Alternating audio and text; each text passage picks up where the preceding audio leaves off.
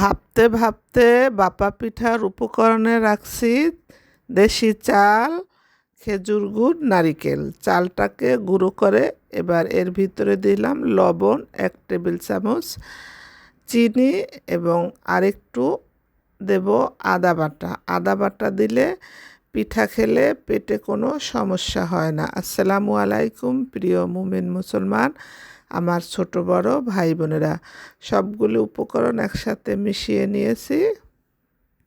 কেকের ছোট্ট একটা বাটিতে একটু চালের গুঁড়া দিয়ে দেব নারিকেল এবং খেজুর গুড়। এটা দিয়ে আরেকটু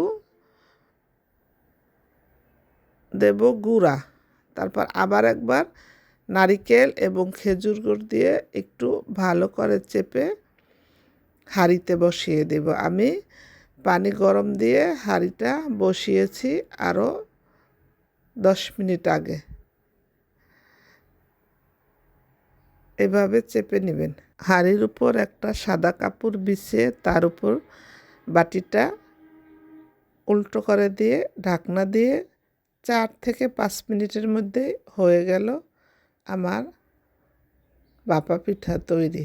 দেখেন, দেখতে মনে হয় কেক তৈরি করছি, আসলে না, এটা তৈরি করা হয়েছে ভাপা পিঠা। একটা ভেঙে দেখাই আপনাদের। দেখেন, ভিতরটা অনেক সুন্দর, খেতে অনেক সুস্বাদু এবং মজা হয়েছে।